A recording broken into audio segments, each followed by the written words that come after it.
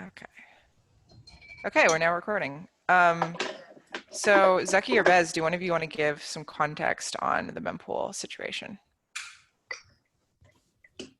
Oh, I definitely think Zaki is in a better position to give a holistic Okay. update on Mempool. Yeah. All right. Okay, so I think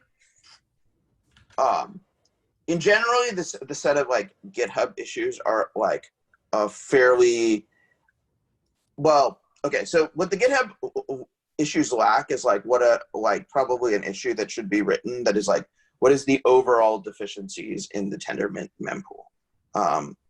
So I assume that I don't need to give context about like what a mempool is, right? Right. Everybody has like a mental model. Okay, so the basic idea of the Tendermint mempool is that it is a data structure that sort of is linked to both the P2P layer and the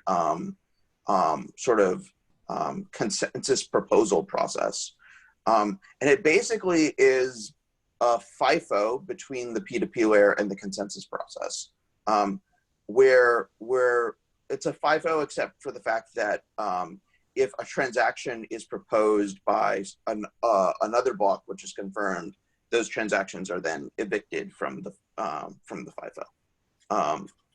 So this is like the current state of the world where there's like this pipeline between P2P and the block proposal process, and the idea is that you propose blocks, and this tends to work pretty well as long as there is excess capacity in the system.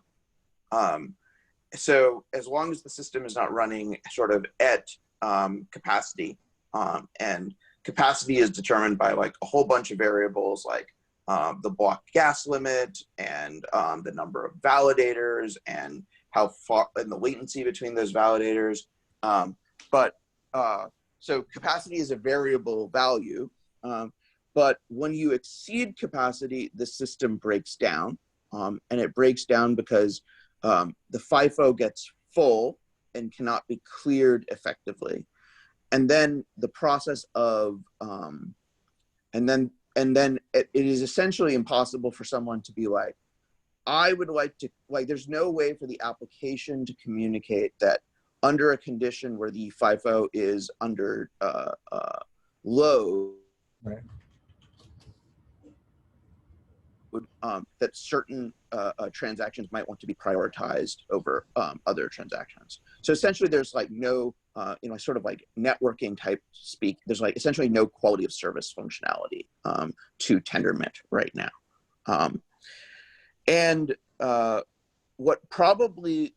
So there's like this whole space that is, been like an active area of academic research, which is like what kinds of algorithms are good for implementing quality of service on permissionless networks. And like there's this algorithm that I associate with the Agoric people, but I don't remember exactly who came up with, called the escalator algorithm, that the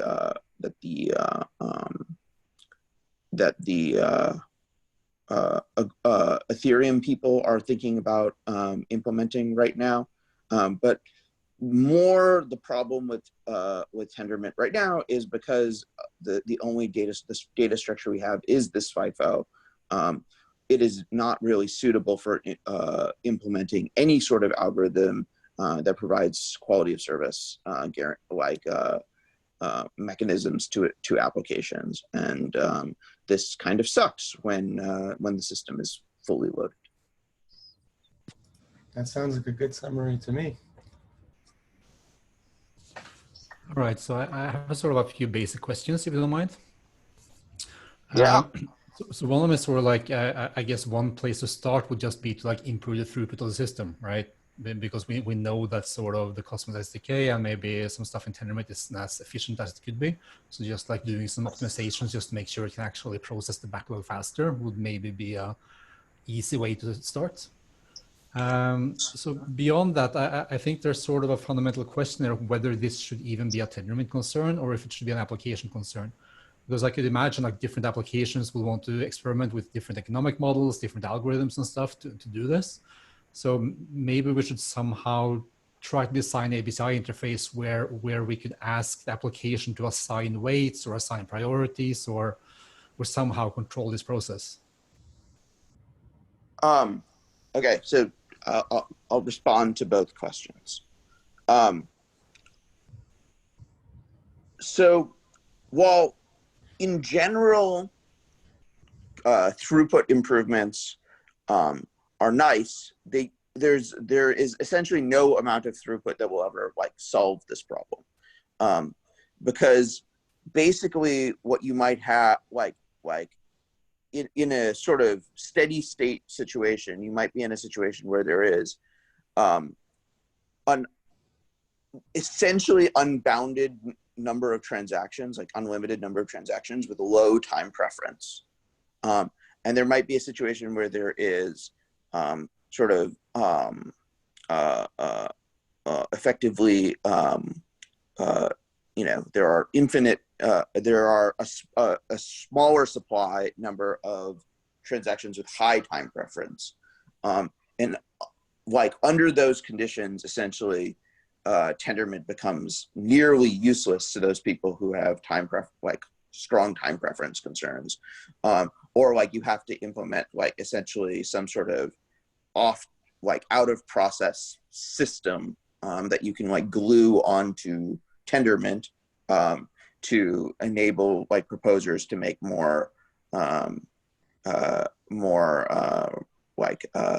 economically rational decisions. It's basically like for an economically rational Tendermint validator operator who's proposing blocks, Tendermint does not help them optimize their block, like the block contents in any way for them to be there. I guess on the second question, I think that it represents like a very like something that like is a little bit of a like sort of cuts down into the engineering details, which is in one world, you could have this sort of you could continue the model of having a shared data structure between the peer-to-peer layer and the consensus block proposal layer. And you could have an ABCI application where like, which is like sort of an extension of like the check TX model. And then you just have like a richer data structure than like a linear queue. And basically the idea is that the application can like interact with that richer data structure. The alternative sort of path is to sort of get rid of this idea of like a shared data structure between P2P and the block proposer layer, and just simply have P2P submit to the ABCI application every transaction that it receives, and have the ABCI application respond to the block to the consensus layer with a message that says, here are your blocks, like here's your new block. I think both directions would really come down to like difficulty, engineering efficiency, et cetera. I don't think there's like sort of like a philosophical reason why one is better than the other. Yeah, that makes sense. I sort of lean towards the latter, I think, just to give like applications more flexibility and being able to sort of experiment with different data structures and experiment with different algorithms. So I think the overhead of implementing that is fairly small. We could like provide like a default implementation utility or something, maybe an SDK, maybe somewhere else that would sort of alleviate people from having to do it, but still give them the freedom to do it if they want to. So I think that makes a lot of sense. I'm with Erik on that one on deliver block. The throughput would be greatly increased overall, not only through the mempool. So if this is going to be a feature where we design it in such a way that the application has a high level of control and a high level of configurability, we should probably design it in conjunction with the SDK team, right? So part of the reason I asked that question, just to take a step back. Sorry, Anton, I'll just say one more thing and then I really want to hear what you have to say. But one thing that I mentioned in Slack but haven't said yet in this meeting is that since our team and the other teams that seem to be interested in this feature and doing this work are all pretty tied up until Stargate or even post that. Like I know that Ethan said that Informal was interested in doing some spec work on this new design, but they would probably be tied up until the fall. It probably doesn't make a lot of sense to try to get like deep into implementation details. Sketching out like a high level strategy, I think makes a lot of sense and should be a goal of this conversation. But in terms of like getting into the details, it's like not what we want to do today. One thing that would be really great sort of in the same realm to get out of this conversation would be a sense of like who should be involved in that design process, which entities, which teams, should it be, you know, just us? Should the SDK team get involved? So that's kind of the place where I'm coming from when I ask that question. Okay, Anton. So the fundamental proposition of Tendermint is that it kind of solves many problems for you. Like you don't need to care about networking, Mempool, or whatever in your application. You just need to check the transaction and change the application state once the transaction is committed. Now, of course, you also need to implement state sync. So before like moving the mempool to the application, we should probably weigh in all the benefits and like downsides. Because what the users want, they don't want to like experiment with data structures. They want to solve their problem, and their problem is not the data structures. We engineers care about data structures. Users don't care about data structures. They want like to send their money and like, I don't know, like trade their money or land or something and get out. So where do the users come in here, Anton? Where do the users, sorry, where do the users come into the picture here? When you say users, do you mean developers that are building on top of the SDK? Yeah, so like they want to experiment, but to extent probably like my sense is that they wanna,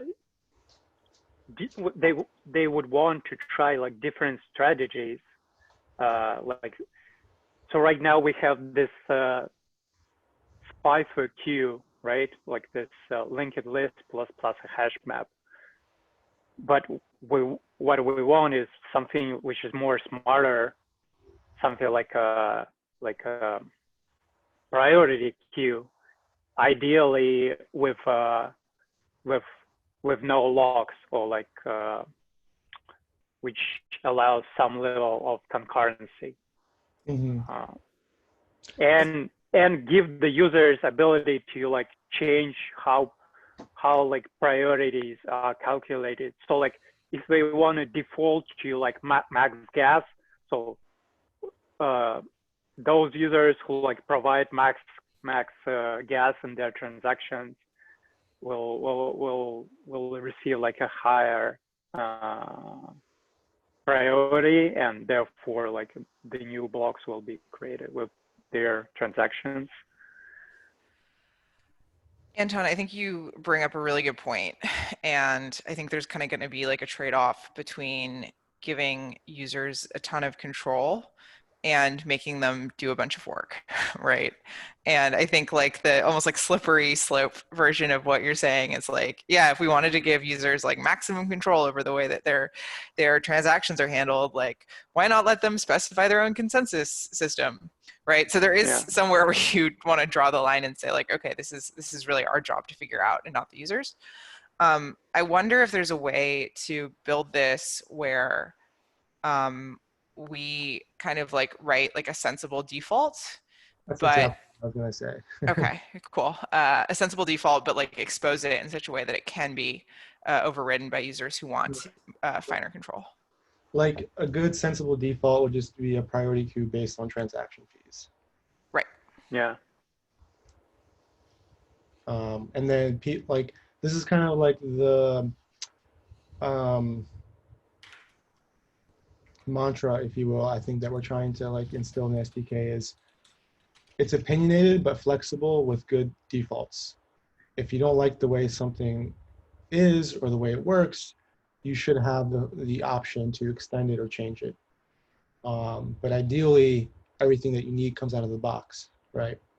And I think having a good sensible default where we order by, let's say, transaction fee would alleviate most of those concerns Anton pointed out, I think. Yeah, I was also going to say something to that effect. Is like we shouldn't necessarily just think about this dichotomy between Tendermint and the application, because we also have the SDK here. I think most of the people who just care about like getting some simple application up and running will build it on the SDK, and the SDK can provide a default implementation.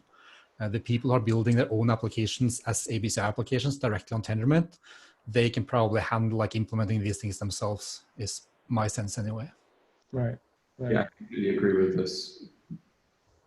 There's, yeah, I think everyone touched on it. There's just like a trade-off. Like users I've talked to is like, oh, we had this idea and we wanted to prototype an application. So we just took Tendermint and built the application in a day on top of not using SDK or anything. And so this kind of like could push that day into something else, but it seems like we're all aware of that. Yeah, I think Tendermint should be for customization. SDK should be for quick prototype. I mean, like to actually build something quickly. For those that don't care about the details. We should, yeah, we should just also back off from using the SDK as an example for so much that it is one of the biggest users. It's just there are other people to think about. So are you guys saying that you'd rather leave it in Tendermint? So there's also a secondary point to the Mempool discussion that I'll bring up after this. I think the sensible default idea is kind of the best approach. Like you have this, I think that was the approach that was discussed on the deliver block ADR. Like, hey, there will be a way for you to deliver transaction instead of deliver block. And then it's up to you to like feature flag what you want to use. But the maintenance overhead kind of increases on that. So there's a discussion on that point. The other point of the Mempool, there was a discussion over the last summer about merging the evidence reactor into the Mempool. That should be discussed and taken into consideration as well. Before we get into that, let's just try to close the loop on our preferences around sort of like who is responsible for providing that sensible default implementation. It sounds like we could either say, okay, you know, we're building a system, we should provide a sensible default, we being Tendermint.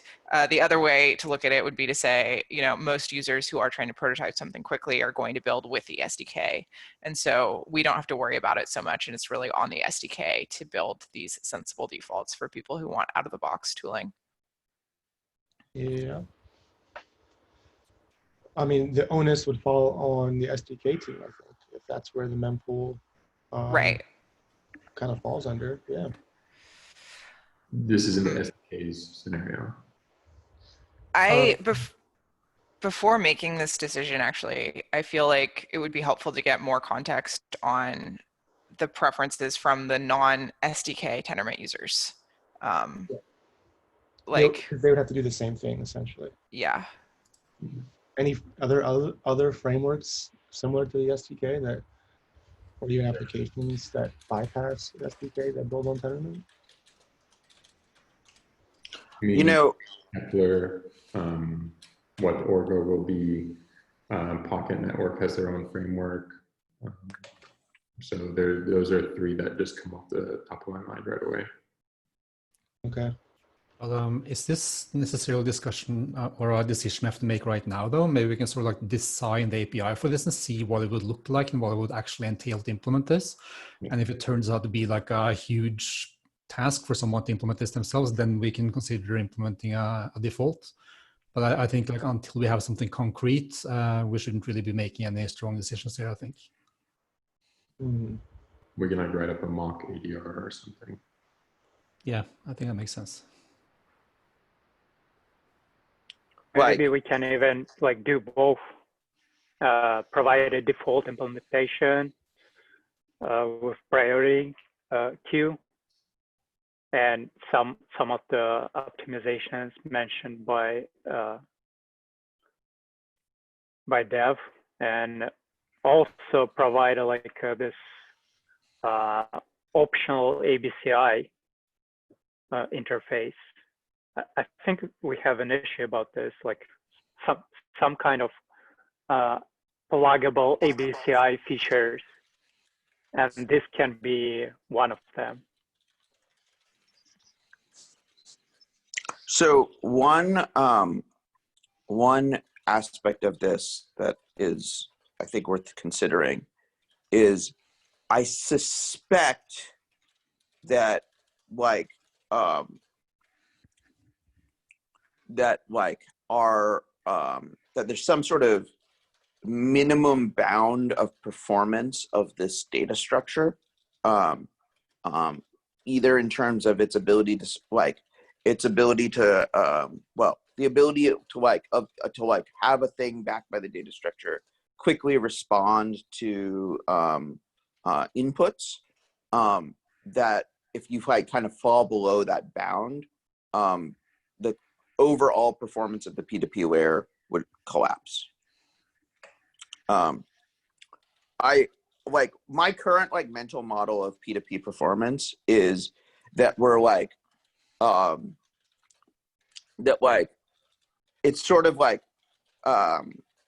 we're in this sort of meta-stable position where the P2P layer actually performs adequately at scale, but it's sort of unclear why the P2P layer performs adequately at scale, and if you take one component of it and you significantly degrade the performance of it, it may sort of we might not be in that meta-stable position anymore. So just a consideration about people throwing sort of prototypes on something that my concern would be is that if you have a sort of if you're trying to build an ABCI application and you build the most naive version of the system, where let's say you run where basically you block on the connection until you've run a whole bunch of checks on top of your data structure before inserting things. I worry that your application will just be horrifically non-performant across a whole bunch of different parameters, and that would be maybe not give you the best experience using Tendermint for a quick prototype.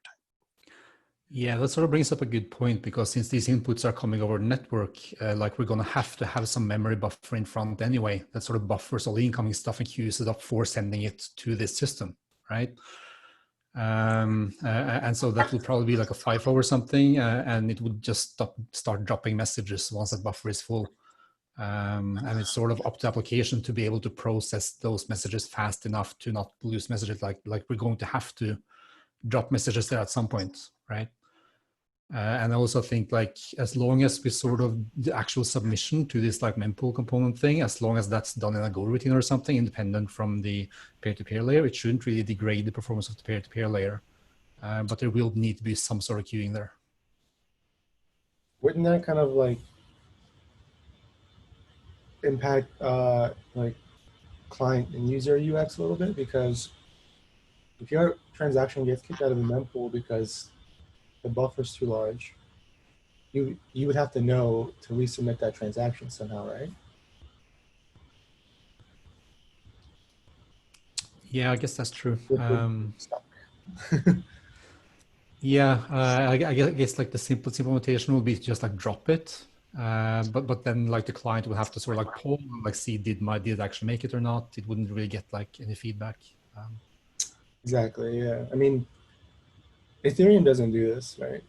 I mean, imagine like going on Etherscan and saying, "Oh, your transaction dropped out of the mempool. Do all your ledger signing again, and send it off." Like that would be really annoying.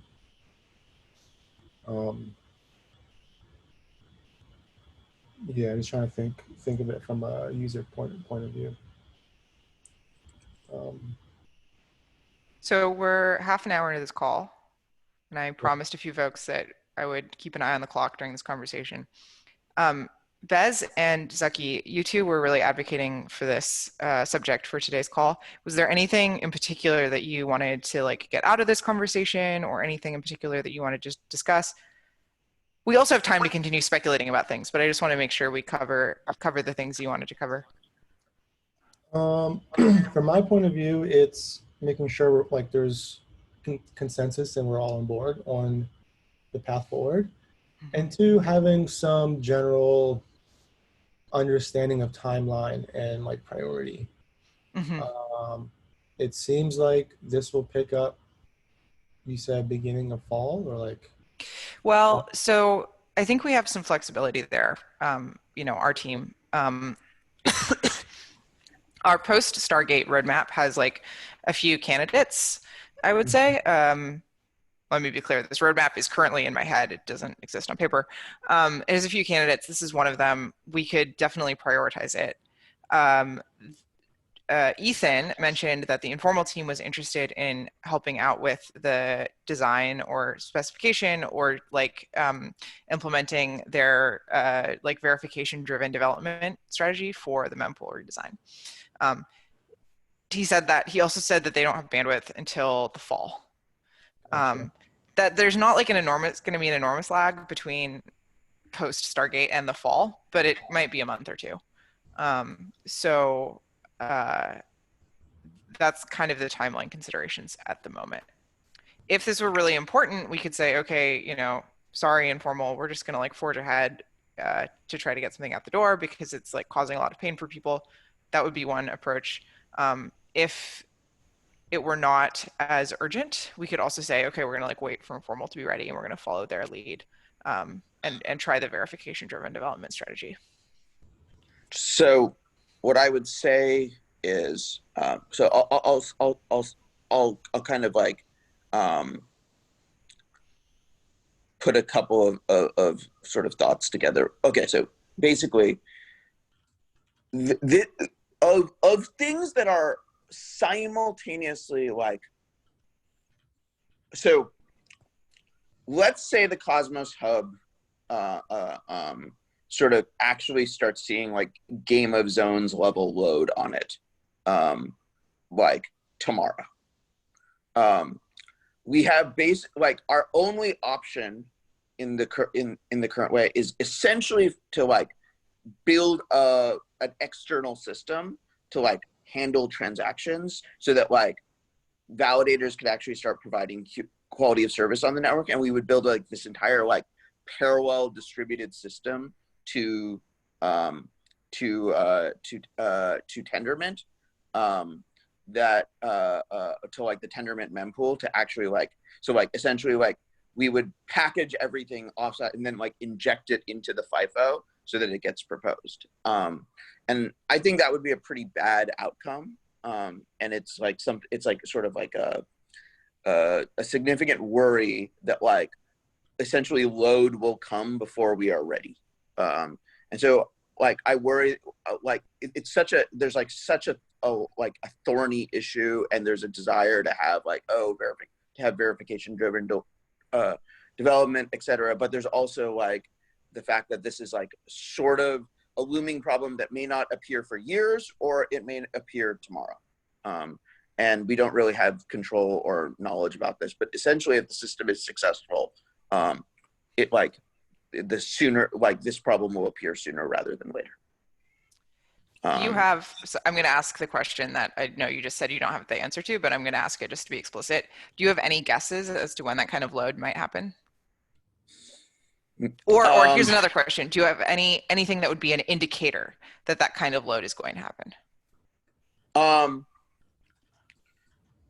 Like the launch of like the loads that we're talking about for this to happen is like sort of, it's like, it would frankly be significant. Like even like Terra, which is probably like one of the most heavily used blockchains in the entire world right now, does not currently experience this problem. You need something like on the order of magnitude of like Reddit adopting the blockchain or something like that before like this, for like Tendermint as it is right now, to start experiencing this problem, or something else like that. So it may be that this problem is kind of far away, and we have time to like kind of really like do a lot of diligence on how we solve it. I don't know. Operating a network under Game of Zones scale load is an extremely frustrating experience for everyone involved. And I'm just like, I worry that like we do not have any real mitigation in place when that level of utilization occurs. Right. So what I'm hearing is that it's not super likely that this is going to happen anytime soon, but if it does, it's going to be really bad. Yeah. Okay. That's my problem. It's like there's no really good fix for this problem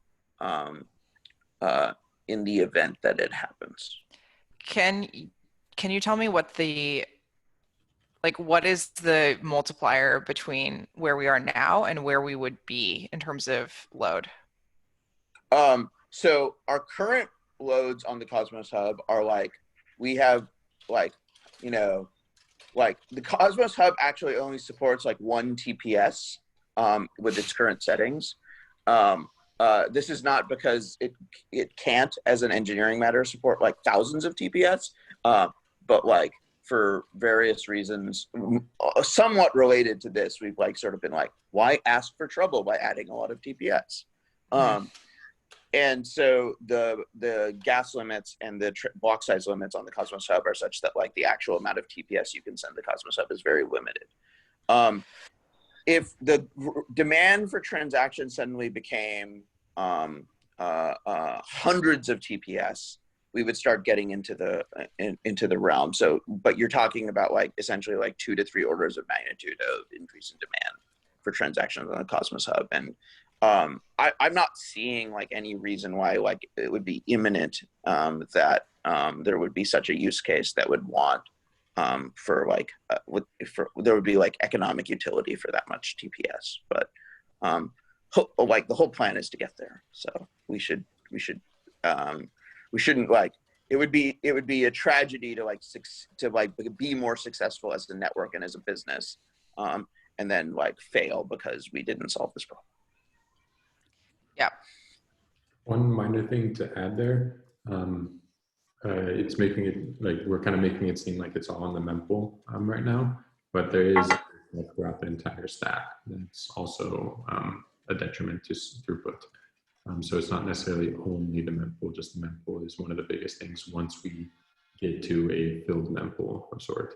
Also, Zaki, do you happen to have like logs from the nodes that were full and suffering from these mempool issues during Game of Zones? Do you happen to still have that? I don't have logs.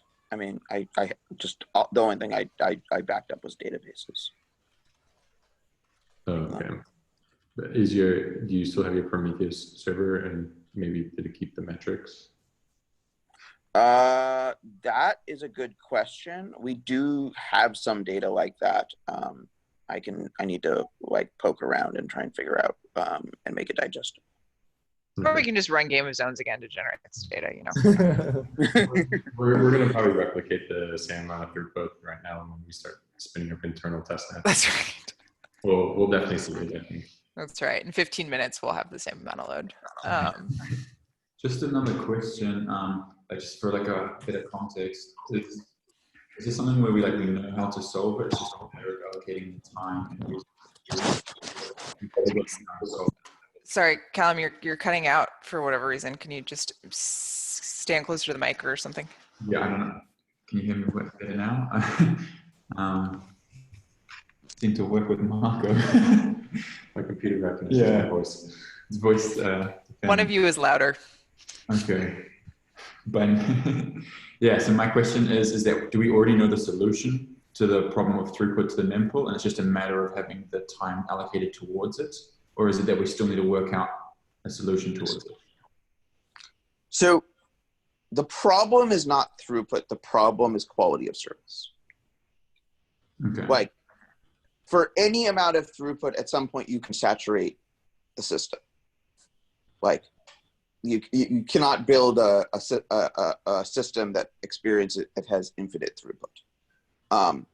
And the problem is that a system that is under load, you want to be able to express the notion that something is more important than something else. Like transaction A is more important than transaction B. And it might be A is more important because A is paying me more money. It may be that A is coming from like a preferred customer or whatever. And what the current system lacks is any mechanism to express that. Okay. And is this something we want to implement on the SDK side, right? This is not something for Tendermint, or this is still the controversy. So I think the question is there's sort of two layers to that question. One layer to that question is, so obviously the application, I think, is going to have to inform the rest of the system of this notion of priority. Like the application will have the context to be like, is like the natural place to put in like, given transactions A and B, transaction A is more important than transaction B, or vice versa.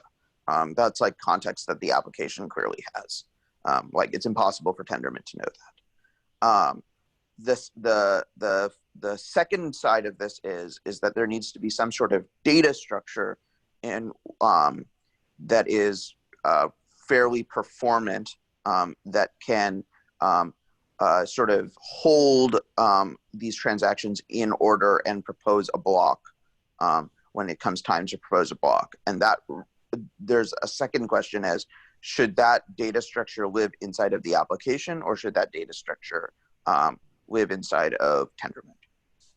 But what's the role of gas then? Because I thought gas was to encapsulate privacy. So what gas is actually telling Tendermint is something about how, well, and if you kind of went to, okay, so gas tells you some notion of how many resource, like of like a resource metric that a transaction consumes. It doesn't tell you whether or not the transaction is important. So you could have a transaction that consumes a lot of gas that is very important, and let's say somebody was willing to pay a lot of money to the network to confirm quickly. You could also have like a transaction that consumes a lot of gas that somebody has very low time preference on, and it's like, yeah, if the network processes this transaction during a low period, 2 days from now, I don't really care, as long as it just eventually gets processed. And there's no way in any element of the stack to express that sort of thing. Okay.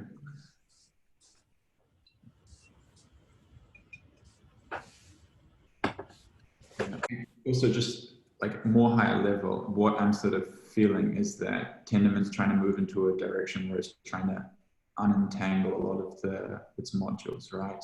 And so this mempool thing is like a big part. Like I think I was just talking to Marko about the P2P, which is like we were talking with XLA about trying to unentangle that from its dependencies. And so this is my understanding that like at a higher level, the direction we're trying to head it towards is that Tendermint's like a plug and play resource, or like with multiple like different things that you can like use and then like plug out and try add something else of your own will.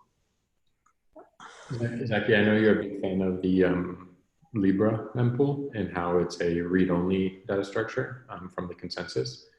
I guess one part question there would be like to unentangle the mempool from the consensus reactor. Like we would have to also make adjustments to how the consensus reactor reads the mempool, correct?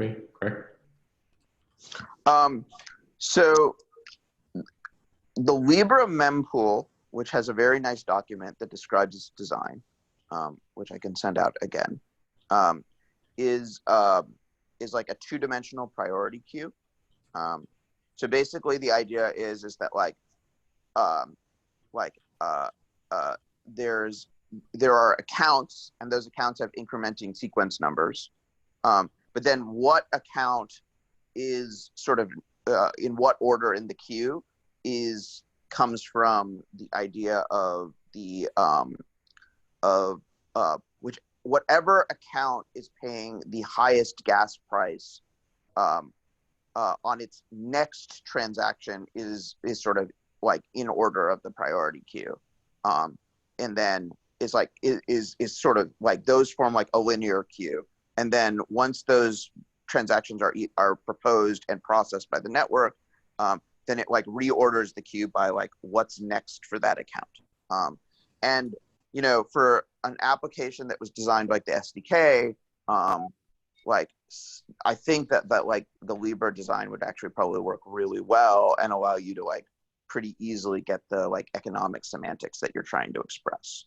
That would be and that would be good. And then, you know, that would allow an application like the SDK to then start moving into some of these other harder problems related to economics, like gas refunds and stuff like that. But right now, like I think all of that is fairly blocked on that. Where you know, as to kind of go down that example, like you could imagine an alternative design that was more like UTXO based, where you don't have accounts with incrementing sequence numbers, and then you'd probably don't want to have a two-dimensional priority queue in this fashion. And so, yeah, I like, you know, that kind of leans in favor of, you know, a more of having like the data structure being more owned by the application. But yeah, I don't know if that was helpful.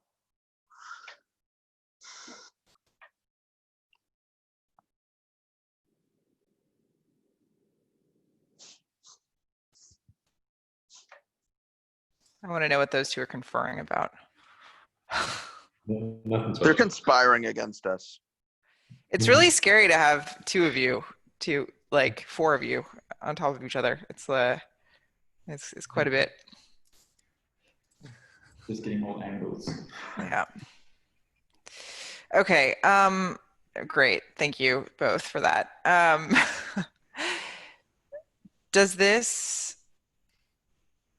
Okay, so what I'm taking away from all of this is that I'm kind of spitballing here, but like, I think it's going to take some time and some investment to like get this right? And this may be like a bit of a project. I'm happy to prioritize it and to start working on it post Stargate.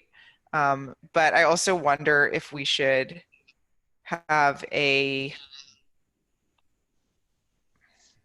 backup plan in place in case we need to like get it out in a hurry, right? I'm thinking about this sort of dynamic where, you know, the overload situation is like unlikely to happen soon, but if it does, it'll be really bad.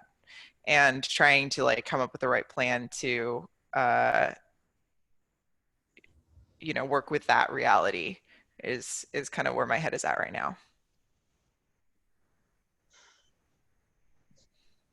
Yeah, so perhaps to like come up with maybe a preliminary plan so that we know if something that needs to happen, what needs to be done to be able to solve what's causing the issue, so that we've already given ourselves a head start. Is this what you're indicating towards? Yeah, I mean, so maybe another way of framing the question is like, if something drastic were to happen, does that actually change anything? Like, does that change anything with our implementation plan? Would we implement it differently if we were like already under load or anticipated load happening soon versus versus not, right? Yeah. And if not, then, you know, we just like start doing it when we start doing it, and, you know, all of that. And obviously it's better to do it sooner rather than later, but we don't, there's not really any point to having a contingency plan if the contingency plan looks the same as your plan A. So we're asking if there's a quick fix, if need be. That's a good way of putting it. Yeah, okay. Which I think Zaki was mentioning something about having just like an external library that we make to handle. Well, that would be, I guess, a quick fix, but that would also be a really bad situation. So I don't want to, I don't want to even think of that as a quick fix. Okay. I think I'm going to play a bit of devil's advocate here and be like, blockchains don't really get that much usage in general.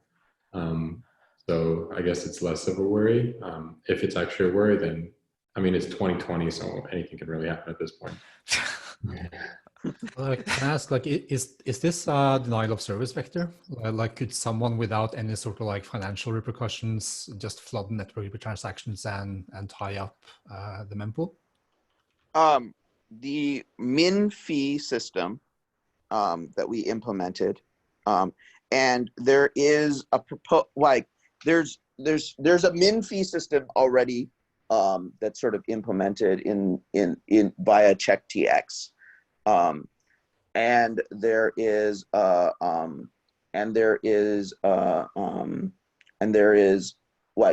there are some row engineering complexity potential improvements to that minfee system. Okay, I think this represents like a relatively good question, which is like, so the minfee system that is in place today has been demonstrated under situations like Game of Zones to actually work well at preventing like denial of service on the network. And that was like our quick kludgy solution to launching the network without like an obvious denial of service vector. And it does seem to work. That mechanism could be improved in minor ways, and Ethan has proposed a number of like minor improvements that would like improve quality of service under load with that, you know, with the minfee system turned on.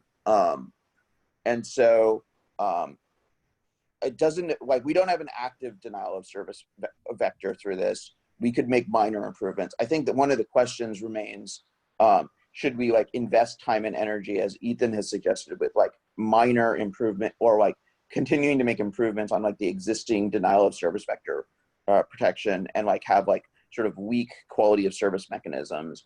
Or should we like actually invest in a full redesign that would actually like, I don't know, like allow for expressing like quality of service semantics? No, I think as long as we have the minfee system as sort of like a basic denial of service protection, I think that's sufficient for now. So I think just going on to like actually implementing a priority queue or some sort of quality of service is the way to go.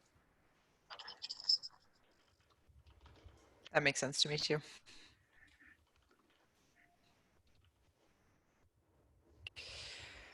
Okay, cool. Is there anything else that we want to get out of this discussion today about the mempool?